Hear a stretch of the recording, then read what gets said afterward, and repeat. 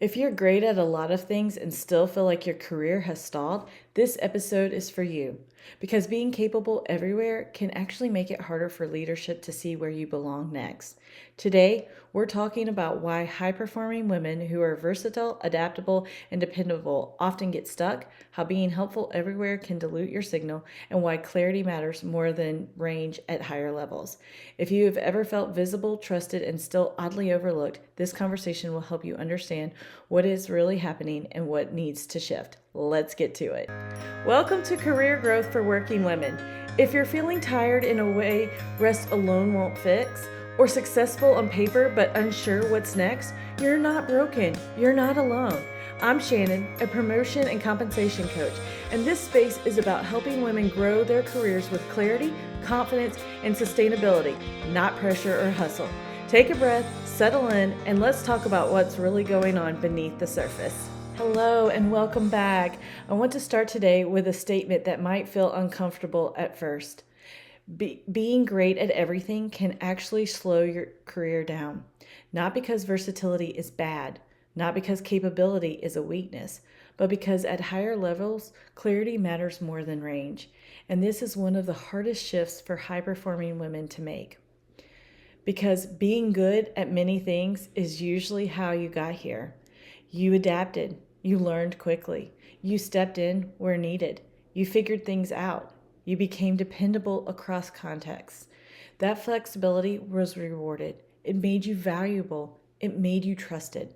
So of course you would assume it's also the thing that will carry you forward. But sometimes, somewhere along the way, that strength starts working differently, and no one really explains when or why. Here's what I see consistently. Women who are capable in many ways are often seen as helpful everywhere, but obvious nowhere. They are hard to place, hard to summarize, hard to immediately associate with the next role. Leadership does not doubt their ability, they just struggle to name their value. And when value cannot be named, it rarely gets elevated. Let me slow this down for a moment because this is usually where something clicks. When leadership cannot name your value, it does not mean you lack value. It means your contribution does not fit neatly into the boxes they already have. And for women who are great at many things, this can be deeply disorienting because you are not scattered. You are not unfocused. You are not unclear internally. You are responsive. You are adaptable. You see what needs to be done and you step into it. That is leadership behavior. But inside organizations, leadership behavior is often only rewarded when it shows up in familiar shapes. A clear operator, a visible influencer, a strategic decision maker, a cultural carrier. When your impact crosses multiple lanes, it becomes harder for leadership to sort. So instead of seeing you as expansive, they experience you as hard to place. And most people do not promote what they cannot place. This is why so many women reach a point where they feel strangely invisible, even while being everywhere. You're involved, you're consulted, you're trusted. But when it comes time to move you, leadership hesitates. Not because you're not ready, but because they cannot articulate what moving you means. This is where women often turn inward. They assume the problem is confidence or ambition or even clarity.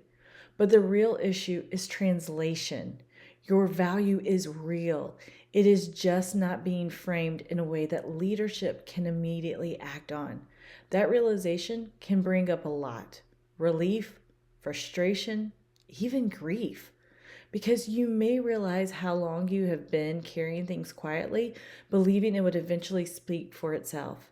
If that lands, I want you to know something important. Nothing has been wasted. Your adaptability, your range, your ability to step in, those are not mistakes. They are strengths. But strengths without emphasis does not create movement. They create stability. And stability is where many women get parked. And once you see this, you cannot unsee it. This is where frustration sets in because you're doing good work. You are contributing across dimensions. You are thinking, supporting, executing, influencing. So when advancement slows, it feels confusing. You might think, am I too general? Do I need to specialize? Do I need to narrow myself somehow? But that question misses the real issue. The problem is not that you are great at many things. The problem is that leadership does not know which of those things defines you. And at senior levels, definition matters. And here's why. When leadership is about making decisions about advancement, they are not doing a full inventory of your skills. They are pattern matching. They are asking, who is the right person for this? Who fits what we need next? Who already feels like they belong at that level? And pattern matching requires clarity. If your impact shows up everywhere, but without a clear through line, leadership has to work too hard to imagine you in a different seat. So they default to what is easiest. They keep you where you're already working.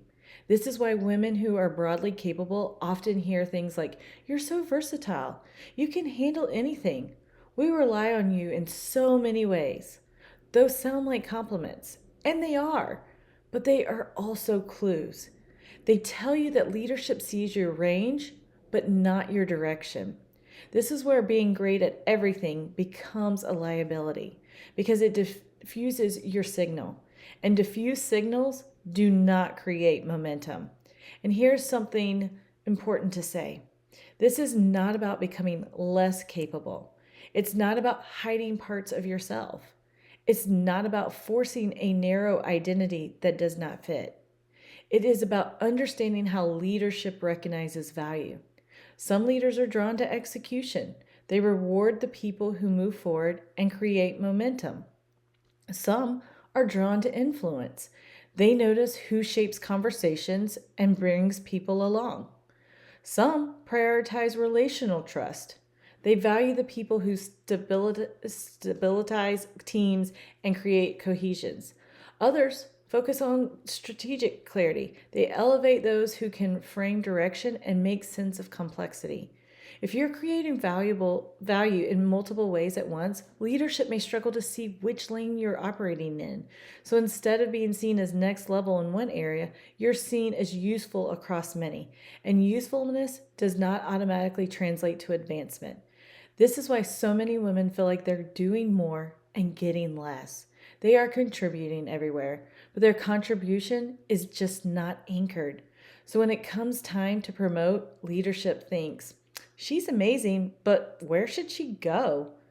That question stalls careers because advancement is not about how much you can do. It's about how clearly your value aligns with what is needed next. Here's where women often overcorrect. They try to do even more, be even more helpful, cover even more ground. But more range does not create clarity. It usually creates more noise. The shift is not to shrink, it's to focus. Not in the sense of limitation, but in the sense of emphasis. Which part of your value do you want to be most associated with? What do you want leadership to immediately think of when your name comes up? Right now, if the answer is everything, that may be the very thing slowing you down. This is where the internal work matters, because choosing focus can feel risky. You might worry, what if I lose relevance? What if they stop seeing me as valuable? What if narrowing myself makes me replaceable? But clarity does not make you replaceable. It makes you recognizable. And recognizable value moves faster than diffused value every time. That's also where exhaustion creeps in. Because when you're great at everything, people come to you for everything. Your calendar fills up, your mental load increases, your role expands sideways instead of upward. And then you start wondering why success feels heavier than it should. It's not because you cannot handle it, it's because you are carrying too much without enough leverage. The 5% method addresses this quietly but powerfully. It is not about doing less. It is about being intentional about what you reinforce. Every time you say yes, you are strengthening a signal. Every time you step in, you are shaping perception.